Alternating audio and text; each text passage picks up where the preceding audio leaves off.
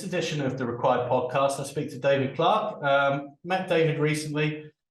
He pitched me a bit of software tech, and I'm like, wow, this actually solves a problem in recruitment. It's one of the latest companies to join the RecWired network as a partner, and I think he can really make recruitment firms some money by making sure that there are no behind our back or backdoor placements. So hope you enjoy the episode and hear how David has gone about building bobcheck. Today's guest, I've only known recently, actually, but there's a reason for that. He's built quite a smart piece of technology, and he's our latest RecWired partner. So, welcome to the podcast, David Clark of bobcheck. Thanks, Andy. Really glad to be on, and thanks for having me. No problem. So, David, for those who don't know you, tell us a little bit about yourself and your journey into the world of recruitment and what it is you're doing now. Thanks, mate. So I founded bobcheck and we launched in February this year, 2022. But I started in recruitment in 2004. I did an IT degree, actually, computer network management, and I chose to recruit the people that I didn't want to be. I didn't want to be dictated by certifications and constant study. So ended up in recruitment, researcher, worked my way up to kind of informal team lead. It was the time in recruitment where quite a few people were transitioning and leaving. So I was at the same business for 13, 14 years, man and boy, which was really good fun.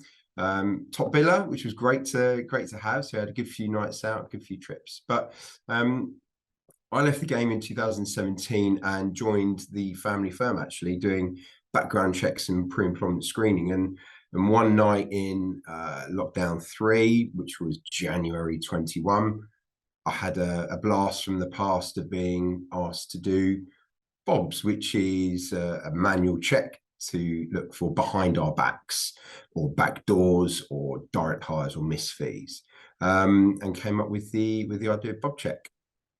Okay, so it literally, was as a result of something you'd seen. So while you were recruited, did it ever happen to you? Did you ever get, I probably shouldn't use the phrase, but backdoored? Yeah, it did, frustratingly did. And the scenarios of having a backdoor or direct hire, we always think of it as a sneaky candidate, really, like, I'm going to avoid the fee or I'm going to talk to their client. But, we could spend hours discussing why it might happen. And, the more and more technology that we use and the more ATSs that we use, there's always the opportunity for it to slip through. And it happened to me. I had a really good account, really good client, and they came out to 2 agencies. I sent some CVs through, waited for their approval, waited to do the cover sheet, waited to do it all properly, submitted the candidate. But in that hour that I was following process, the other agency submitted the candidate without them knowing. But at that time, it was first come, first serve. So yeah, definitely happened to me. And at the time, it was you wanted to get the fee, but you didn't want a backdoor to happen because sometimes it might be bad candidate management or bad client management. At the end of the day, sometimes it's just sod's law. It's going to happen to you, and you don't want it to happen, but it just does. So yeah, at the time, we were doing it manually. We would get told tomorrow we're doing a Bob's Day. Get your list of CV sends or interviews, and you work through it manually, and you go through it, and then sod's law. The shop floor might have 1, 2, or 3, and then you need to have that conversation with the client. But yeah, it definitely did happen to me. A bit of a personal journey for me, though, was that back in the day, S3 didn't have a process for dealing with it. You sort of found your own type thing, but also they paid full commission on it. So I basically spent all my time going through the permanent team's interviews and just basically calling the candidates and refreshing them, and also the other contract teams.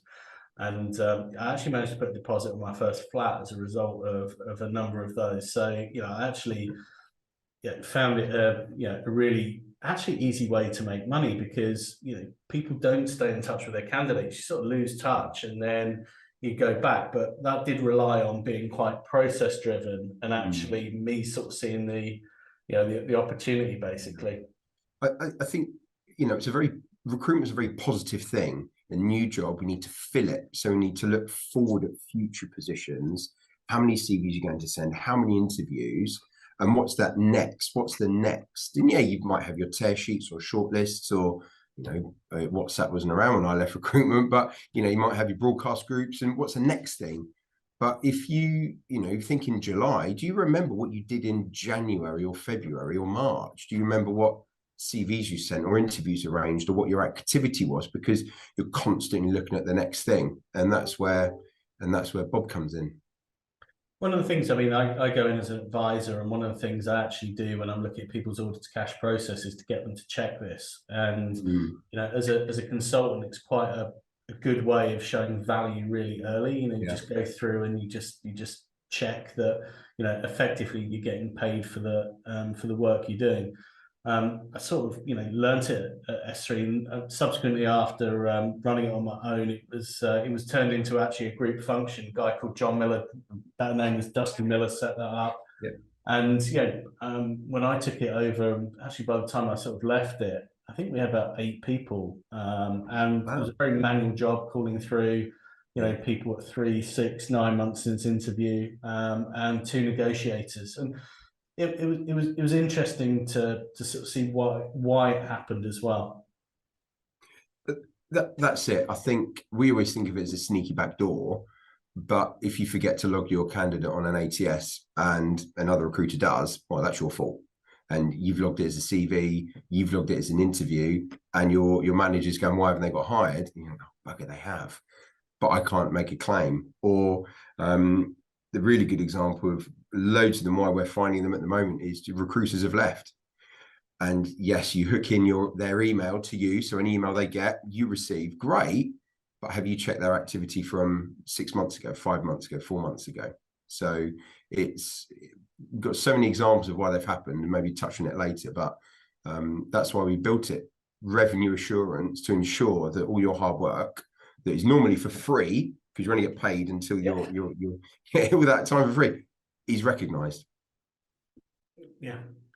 So actually, I think the interesting thing about the product is you've actually got something that's every recruiter can relate to, or every recruiter fears. So it's an interesting way. Now, it's been tried before. I think we've seen this before. So what's different with bobcheck?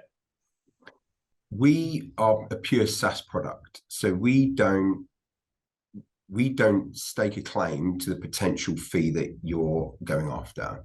We're a monthly revenue, a monthly invoicing SaaS product. There's 2 ways you can use it. You can connect directly through API to Bullhorn and now JobAdder. I think when this releases, we've probably market launched that we're integrated with JobAdder. We finished the dev this week. You can track real time the activity of the recruiter. Every 5 minutes we pull the data, and CV sender interview real time, and then if and when they get placed, you've got real time notification. So that's the first way you can use it. The second way is you can download a CSV off whatever ATS you're using, so ATS agnostic, in a very, very simple certain way.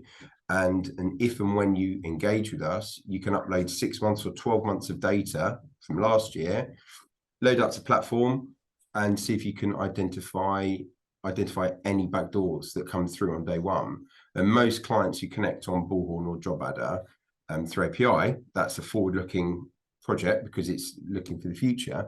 They always upload their CSV, and I would say at the moment 90% of all clients who do that have found a Bob. So it happens. It just does happen, whether you've got a really good tight ship or not. And we can identify them for you. It's that pain of manually doing it. No one wants to do that now, and we can automate things. So yeah, that's why we think we're different. Fantastic. So in terms of some of your early customers, what sort of results have they been seeing? Our first ever customer was known to me, and I knew them really quite well. So they, call them an early adopter.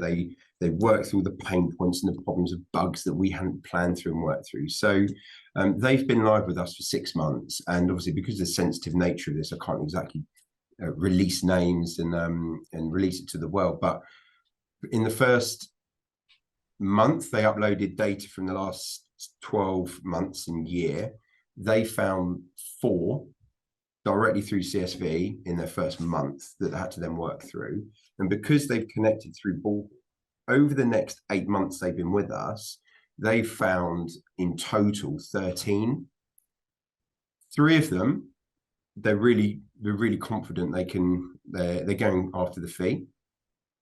5 of them, literally recruiter error. So they forgot to register the CV on the ATS. They forgot to register that they've sent them, or recruiters have left and things like that. The others, they're going through that process to work out how they can invoice and what they can do. So we're all adults. We can't say, oh, we've got 13, let's just send out all the invoices. We need to understand why they've happened. Another early adopter was really skeptical, but they've had it happen before. And so they sent us some old CSV data again, and they found 3. And one of them was a mega big hire in America that they just missed. So I think that was about $25,000. For them, it was huge. So they're nearly at the end of getting payment. So it's been a really interesting journey since February. But the early market test, nearly everyone found one. Everyone. Yeah, look, I mean, it's the sort of thing that if you find one, it pays back, I'd imagine, like 10 times over or something like that, you know. So it's, you know, you don't need to have a lot of success. If you call it success, I guess, because it's all, you know. Yeah. You don't need. Andy, I want people to find one. I want them to, because it proves the platform works. I want you to know that you haven't got any slippage and look after your business, protect your revenue. But on the other side, I don't want you to find one, because I want you to have a tight ship. I mean, we've got an early adopter, and they had a trial because we had a few bugs and whatnot when we very first started out, and now they're paid customer, and he's saying, I'm going to do this for a year to prove that I've got a tight ship and prove that we haven't got any slippage. Brilliant, that's fine by me. In the back of my mind, I want them to find one to prove that the system works, and they might have slippage, but at the moment they're tracking thousands of candidates and they haven't got a single one yet. Wow. And I think that's the thing. I mean, I had a pretty big moment, actually, because we went pretty hard. If someone backdoored us, then we'd invoice, we'd push it, and if they didn't pay, we'd take them to court. And actually, I think when I did the statistics, 94% of customers that we had taken legal action with never came anywhere near us. And that's not just, I think, you know, certainly the brand they were dealing with, possibly the whole group. So we had to take a lot more sort of long-term approach. And the reason you get backdoored is twofold. It's either because they didn't know, and that's a reaction, you know. Sometimes a consultant sent the bill, or, you know, they just didn't know, or it slipped through, or, you know, it's a genuine mistake. And the second time was they just hated your service so much that they just didn't want to pay you for it, and just didn't feel the value. And actually, what we did in the recovery was probably the bit that, you know, we spent the most time on, obviously, but, you know, it was, you know, if people made a genuine mistake and then you hit them for a load more money than they would have had to have paid, it's a really bad feeling. So we got a lot better about listening to people, and, you know, really sort of dealing with the scenario. But the ones who deliberately, you know, thought that they could, you know, get around it, and felt that, no, I'm not going to do it. And, you know, I'll use the word cheated because that's how passionate I am about it. You know, we really made sure that we collected, and we collected well from those people. So when you were running your operation, and when you found a direct hire or backdoor, what did you then do internally after investigation? Did you then loop that back into sales training, or consultant development, or like, this is why it happened, right? What did you loop back? Yeah, I mean, that was the journey of the team. So when I think I started working with them maybe 2013, probably stopped 2018 when I handed it over. But during those years, it became apparent that actually, you know, it went from business protection to business improvement. So actually, you're absolutely right. You know, if you failed to invoice for work you've done, there's a failure somewhere. And actually, going back and understanding that failure, I was very lucky. I did Lean Six Sigma Greenbelt. So one of the things they teach you there is, pretty much to go through, understand your data, and then, just make improvements. It's testing me now, but it's analyze, measure, analyze, define, measure, analyze, improve, control. There we go. Still got it. That was a good investment. But effectively, you work at getting a better company. And actually, I always remember, I mean, we do like approximately £2 million revenue in backdoor fees a year, across the group. And I once got asked at a board meeting, well, how can we get more money out of the team? And I'm like, I can go and piss off a load more customers. So, there is a blend between collecting and being so aggressive that, and gradually we closed down a lot of those loops. And I really like the idea. I want to prove got a tight ship. We actually realized that some of these were generally a service issue. So how do we improve the service? And so actually the amount of money you make out of these isn't a guide to, it's nice to have, but also as well, as you say, it's that feedback loop into the business. And, we implemented things like, following your finisher. So, it's not just because we're seeing if you go back there, but actually they're a good enough contractor to place at one establishment, they're good enough to go somewhere else. Same on permanent. If they're good enough to interview a customer, they're probably good enough to interview another customer. So why wouldn't we stay in touch with good candidates? So yeah, we 100% lead that through, and it was a long journey. And actually, we very much planned for that decline in revenue as well. Yeah, ideally, your revenue shouldn't ever go up. It should actually go down, because the loop will plug that gap. So next year you do 1.5 million. Next year you do 1 million, and then eventually, kind of, unfortunately for you, maybe you're going to do yourself out of a job because you closed all the loops in your. But it's never going to happen. No, it's not. And I doubt Barry Cullen's sat there worrying that he's not going to make any money this year. So because businesses are so good. But I also think as well, it's I had done another pod today with Giles and Dave, and it's that lack of respect for recruiters, lack of respect for the industry as well, which really sort of took pretty personally. So, well, when I was back in the game, I did Cisco networking, telecoms, and it was all back in the day. It was all about people, bodies on the ground, routers and switches, and doing the job. And one of my old clients, there was a team of 4 doing professional services, and they sold a massive program to BT. Well, then they needed 250 people globally on the ground to deliver those services. So without recruiters, yes, you may have internal now, and the systems might be a bit better, but without us as a recruitment team, they had no business, and in the end they were doing 30-40 million revenue. But I think when I came up with the idea, I was watching Netflix in winter of lockdown 3, and I went on all the Bullhorn Marketplace, Job Adder Marketplace. We built it specifically to get clients increasing their revenue and get that miss fee. You might get 5 back doors a year, and that might be 50 or 60, 70 grand extra. So you've got 20 billers, put Bob as your 21st, and they've done 30 grand, and Bob's on the league table. So Bob's your uncle. Yeah, but Bob's your mother's brother. But I think now that is an element of it. But I think a lot of our clients are looking at it as, putting this in the operations and training function, and then having that internal review of when we have found them. If you connect through the API, you get informed, that month or week that it's done. So you can act on it really quickly. And yes, uploading CSV from the year before, you can identify the slippage and you may, depending on your client relations, you may be able to invoice. But actually, all of our clients are looking at it as a training element to see how they can stop those gaps.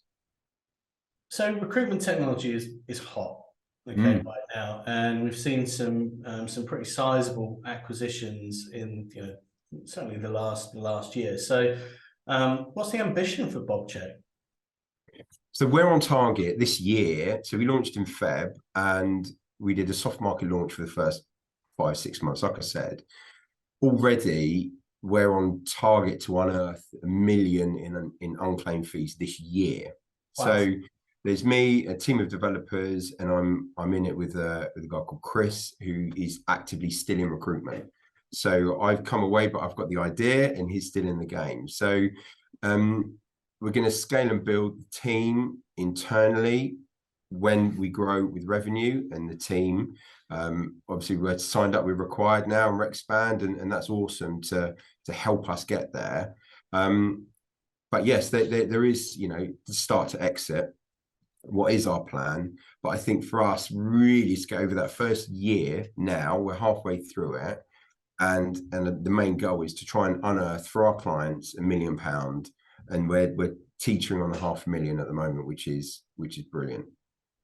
So this is a bit out of your comfort zone. So you've been in a recruitment firm, get told what to do, family business, know what to do. Right, I'm starting a software firm. I absolutely love podcasts. I love podcasts. So I'm really happy that I'm on here doing my first one, to be fair. But I listen to How I Built This by Guy Raz, and I eat them up. So there's, you know, 4-hour work week. There's so many books and things like that. It's, you know, I'm absolutely failing every day, and I love to fail. And it's a really weird thing. So when I was in recruitment, you want the path of least resistance for your set of candidates, because the ones that might put up a fight or the salary's not right, well, you're going to lean towards the guy who's giving you, or girl, giving you the best signs so you can get the job, get commission. I didn't ever like failure. I feared failure because it means you might not get commission, the candidate might not get the job, client's going a bit AWOL, oh no, what am I going to do? Since running the family firm for 5 years and now setting this up every single day, something's going wrong. And you like that swan allergy, right? But I think setting up the business, you've got the idea and you need to get over that hurdle of the minimum viable product, soft market test, and everyone's saying it's a no-brainer. Oh, great. Let's sign up then. Oh, we don't have budget this year. Okay, well, I'm positive I can find you a data set within your CSV where you can find your backdoor. If you struggle, go to Backdoor Barry. You know, just I'm here to help you identify. But I absolutely love failing. It's brilliant. Don't brand me a failure, but failing day to day is really important. No, I mean, I've seen the product, and you know, it's, you know, you've obviously built something that you know works on the level we need it to now. And actually the plans are really interesting, and where and also as well where I think it can go as well, beyond, you know, not just really sort of checking for, you know, for backdoors, but also doing that follow the finisher for the great candidates as well, and, you know, keeping people's databases up to date, which is the single most valuable thing that, you know, recruiters do, you know, for a company. You know, they keep the data asset, you know, up to date. But if you can help with that problem as well, I think you know, the recruitment tech stack any agency could engage with now is is massive. yeah. If you think about the acquisitions that Bullhorn have done, Cube 19, Hairfish, but then you've got the all-in ecosystem of Vincherry, and these things just weren't available 5 years ago. I think at most we had Daxtra or I've forgotten how, it was so long ago, but this wasn't there. But I would love to jump back in the recruiter seat now with a tech stack that anyone could get their hands on. It's a big old powerful world, the software market for recruiters. What do you see as the biggest game changer maybe in the last 3-4 years? I don't know. What's your opinion? So I think the thing that is available is, as you say, the tech available to small companies is impressive. I think the other thing as well is that anyone coming into the new to the market doesn't carry any technical debt. So literally they're coming in, they're able to, you know, for 100 or 200 quid a month, get everything they need to do to run their business. Older legacy firms have the ways of doing it. They've got their big infrastructures, and it's more difficult for them to change. So I actually see, you know, new entrants to the market. The biggest change I've seen actually is who's starting their own businesses as well. I mean, it used to be people with, you know, probably a bit more experience, a bit more management experience. And maybe it's a generational thing, maybe it's a tech enablement, maybe it's a disillusionment with how people have been managed. But there's a lot more people, I think, starting firms a lot earlier. So, yeah, I think as well, the availability of data, things like, the product from LinkedIn seems to be pretty standard. Everyone, but also as well, the trouble with that, if everyone's relying on recruiter licenses, then they neglect their own data assets sometimes as well, and everyone's fishing in the same pond. So I wouldn't say there's been a single game changer. I think a lot of people during COVID took a long look at what they were getting out of their recruitment firms and potentially started their own businesses, and felt that, well, if I can do this on my own, without support, even be it remotely, I can do this. So I think there's been a number of factors at play rather than just one killer factor. I see the adoption of remote working and recruit from wherever really key. I used to work in the City of London. You go meet every candidate you meet, every candidate you represent. Now it's just common practice, either a Zoom call or nothing really. But the adoption of additional tech to help out the database is, I think, massive. And when we've got some inquiries for some fairly large agencies, which you would think actually they've got all this covered. They do nothing. They don't even do anything because it's the moment, it's a manual task. So I'm just not shocked, but I'm surprised at the lack of process for this specific thing.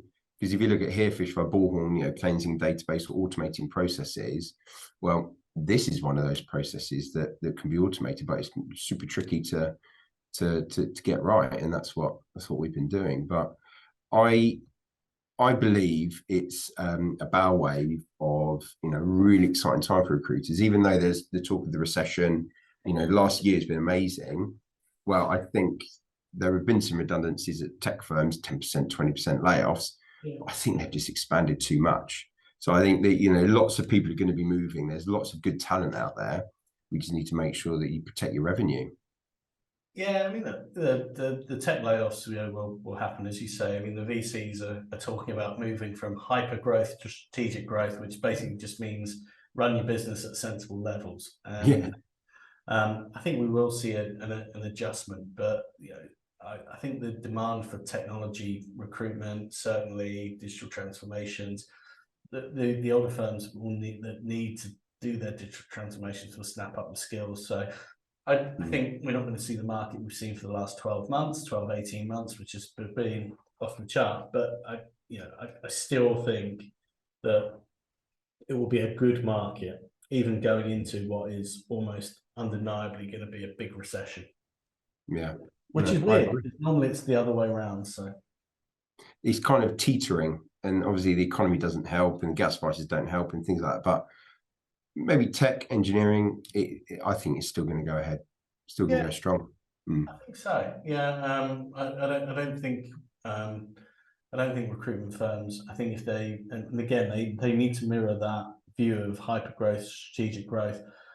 Speaking to Giles and Dave today was literally around the managing your performance, and to be fair, probably doing the stuff that probably should have been doing in the good times, but it was actually too good a time to spend doing it. So with that, obviously you're ready to go. You're now part of the network. We're going to be introducing you to our members. If anyone wants to steal a march, and how do you do it? Are you demoing it? Are you going into places and just plugging in the software? But you're ready to go on Bullhorn. You'll shortly be ready to go on Job Adder. And if people aren't on those systems, you can still make a plan with them. So what's the best way that people get hold of you? Just reach out to me on LinkedIn. There's my Calendly link that you can just book your time in for a demo. I'll run through the processes and you can work out how best to implement. If you're in town, I'm just outside of London, I'll happily come meet you in your offices, because it's normally there's a sales lead who's excited about it, and then it needs the ops and data team to look at it. But yeah, it's really easy to set up. Bullhorn, just need a few license keys. Job Adder, you just click a button on the system. It's really simple. CSV, you can upload it yourself. But yeah, just reach out to me on LinkedIn. Sounds fantastic. And to be fair, we won't talk about pricing, but you know, when I saw your pricing, I thought that's pretty reasonable for the return that you should be getting. But I'll let you deliver that good news to the potential customers.